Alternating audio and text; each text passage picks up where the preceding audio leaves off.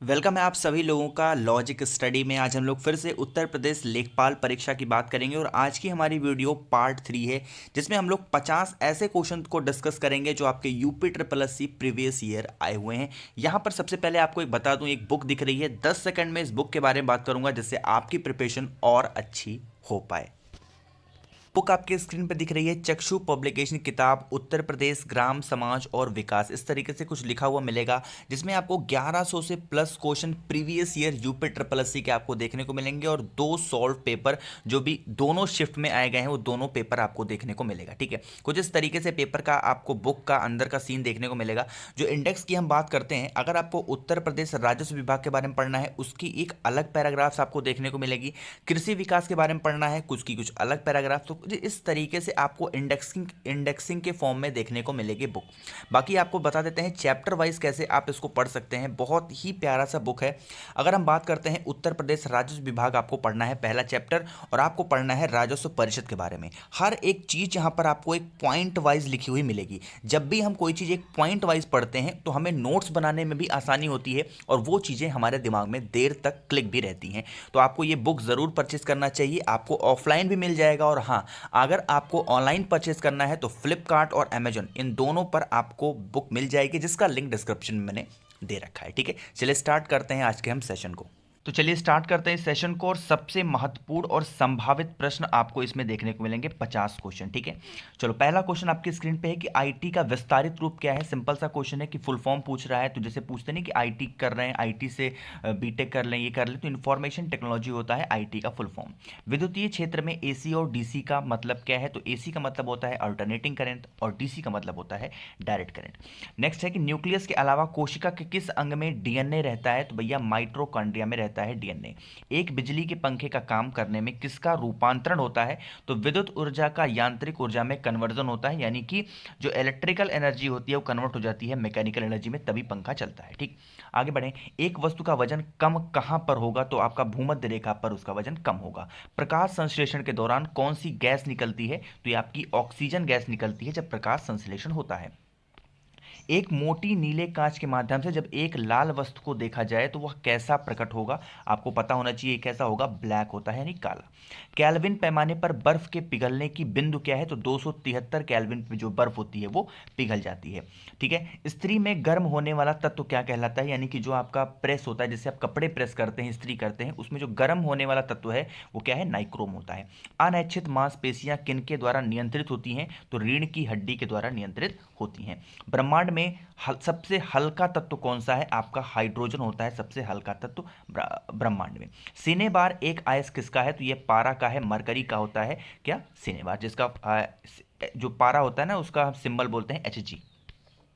Nitric अम्ल के लवण को क्या कहा जाता है, तो नाइट्रेट कहा जाता है। आगे बढ़ें। आवर्त नेक्स्ट क्वेश्चन है कि आवर्त सारणी में कौन सा पहला तत्व है, यानी कि जो आपका पीरियोडिक टेबल है उसमें पहला एलिमेंट कौन सा है, तो आपको हाइड्रोजन होता है, जिसका एटॉमिक नंबर 1 है। विटामिन B2 का रासायनिक नाम क्या है, तो आपका राइबोफ्लेविन होता है B2 का रासायनिक नेम। किस वैज्ञानिक ने रक्त समूह की खोज की थी, ब्लड ग्रुप की खोज की थी, लैंड स्टीनर ने। न्यूट्रॉन एक कण जो परमाणु के नाभिक का अंश है, उसकी खोज किसने की थी, जेम्स चैडविक ने किया था।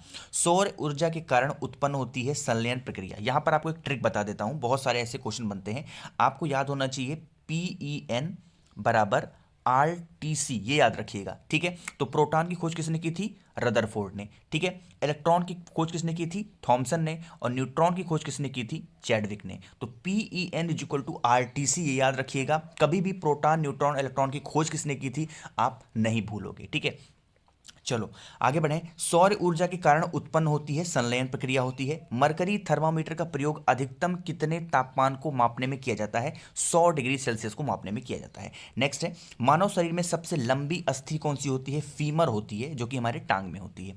एक हार्मोन जिसमें आयोडीन होता है वो क्या होता है, थायरॉक्सिन होता है, जिसको हम लोग आयोडीन बोलते हैं, ये एक तरीके का हार्मोन होता है। ठीक है, तो हमने 21 क्वेश्चन कवर कर दिए हैं। चैनल को सब्सक्राइब जरूर करिएगा जितने भी लोग नए जुड़े हैं, और वीडियो को लाइक ज़रूर करते हुए चलिएगा, ठीक है।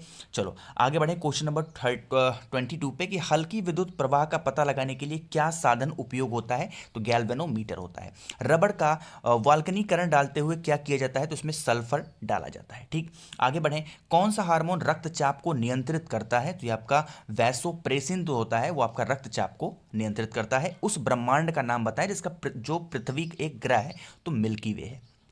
आगे बढ़ें, पानी का हवाई बुलबुले किस वजह से चमकते हैं, कुल आंतरिक प्रतिबिंब की वजह से। जो हवाई बुलबुले होते हैं देखो चमकते हुए दिखते हैं।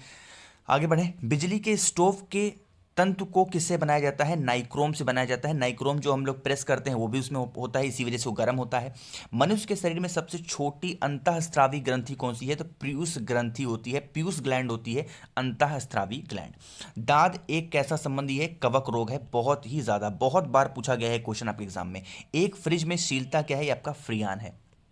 आगे बढ़ें, कौन सा एसिड बुरादे का इस्तेमाल से बनाया जाता है, तो एसिडिक एसिड जो होता है बुरादे के इस्तेमाल से बनता है। सफेद रक्त कोशिकाएं जिसको हम लोग WBC बोलते हैं, किस रूप में कार्य करता है, तो संक्रमण से सुरक्षा देने के रूप में काम करता है। फिलोलॉजी क्या है, तो आपको भाषाओं के अध्ययन को हम लोग फिलोलॉजी बोलते हैं। कौन से विटामिन रक्त के जमाव में उपयोगी होते हैं, यानी ब्लड क्लॉटिंग में कौन सा विटामिन उत्तरदायी होता है, विटामिन के। नेफ्थलीन का मुख्य स्रोत कौन सा है, तो तारकोल जो होता है वो नेफ्थलीन का मुख्य स्रोत माना गया है। नेक्स्ट है, तारपीन का तेल कहाँ से प्राप्त किया जाता है, तो चीड़ के पेड़ से तारपीन का तेल प्राप्त किया जाता है।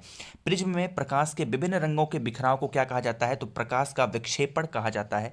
आगे बढ़ें, नेक्स्ट हमारा क्वेश्चन 38 है कि हड्डियों व दांतों में उपस्थित रासायनिक प्रकृति कौन सी होती है, कैल्शियम फॉस्फेट होती है। 38 क्वेश्चन हो गए हैं। वीडियो को लाइक करते हुए चलिएगा, आवाज पहली बार सुन रहे हैं चैनल सब्सक्राइब जरूर करिएगा। इसी तरीके से आपको नई नई सीरीजें जो प्रीवियस ईयर के क्वेश्चन है और अति संभावित प्रश्न है वो आपको मिलते रहेंगे। क्वेश्चन नंबर 39, फूल गोभी का खाने लायक हिस्सा क्या होता है, तो उसका जो फूल होता है वही खाने लायक हिस्सा है। लौह एस्क जिसमें 72% लोहा पाया जाता है वो क्या है, हेमेटाइट होता है, ठीक है।